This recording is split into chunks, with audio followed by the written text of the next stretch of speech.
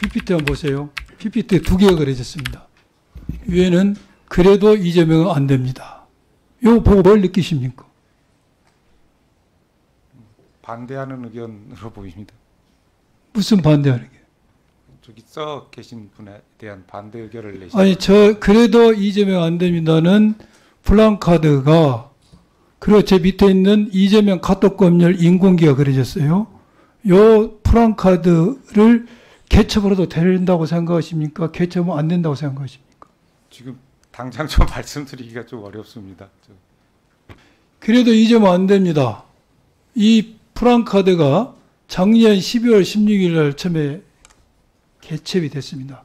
이것에 대해서 우리 선관위에서는 저것은 저렇게 달아놓으면은 표현의 대상과 내용에 있어서 일반이 볼 때 특정인의 낙선을 도모할 인식이 있다고 해서 결국 254조에 의해서 불허를 했습니다. 그런데 그 뒤에 일부 보수 언론과 김 의원님들이 문제점을 제기하니까 계셔도 된다고 허용을 했어요.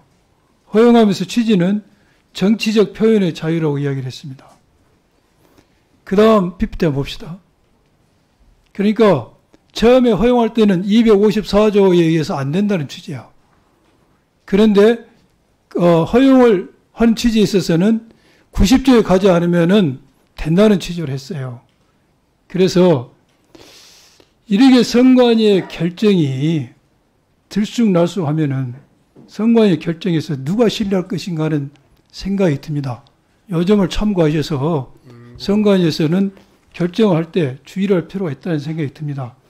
만약 12월 16일 날 처음에 개시 허용됐을 때 20일 날 이렇게 불허를 했는데 그 뒤에 보수 언론과 국힘 의원님들이 문제 제기를 안 했으면은 뭐 이게 그대로 갔겠죠. 그래서 이게 허용이 안 됐는데 이렇게 결정이 왔다 갔다 하면 안 됩니다. 또 하나는 제가 이 문제를 곰곰이 생각해 보니까 지금 정치적 표현의 자유라고 해서 광범위에 허용을 했는데 지금 탄핵 심판이 인용될 게 사실상 거의 확실시되고 거기에 따라서 조기 대선도 실시될 게 거의 확실시되는 상황이에요.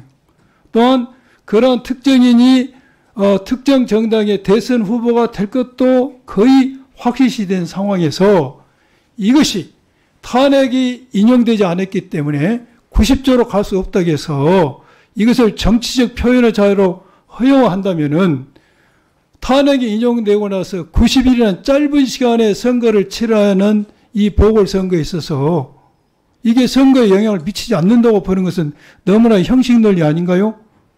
탄핵 심판이 있고 나서 보궐선거가 1년이나 2년 뒤에 이루어진다면은 그런 논리도 가능하지만은 탄핵 심판이 인용되어서 60일 만에 선거를 치러한 상황에서 이것은 낙선, 선거에 영향을 미치지 않는 단순한 정치적 표현을 한다는 것은 너무나 기계적인 해석이 아닌가 하는 생각이 드는데 후보자님 거기에 대해서 답변을 좀 해 주십시오. 상황에 따라 다를 수 있다고 생각을 하는데요.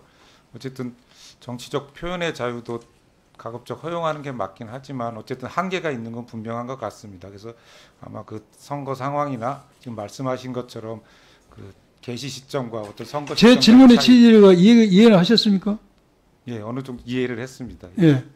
지금 90조에 의하면은 일정한 기간 내에 조건이 붙인데 250조 그 조항을 적용한다면은 탄핵이 인용되고 나서 60일에 선거를 치르는데 그 전에 탄핵되기 직전까지 아무리 비판을 하도 이게 선거에 영향을 미치지 않는다고 해석한 거에 과연 합리적인 해석이냐는 것이죠.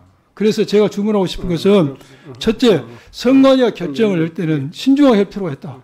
두 번째는 이러한 조항에 있어서도 현실에 부응하게 법 해석을 해달라는 게 제 생각입니다. 예, 맞는 말씀이라고 생각을 합니다. 예, 그래서 방금 말씀드렸듯이 현 상황에 따라서 적합하게 법 해석을 하는 것이 또 마땅하다고 생각을 하고 있습니다.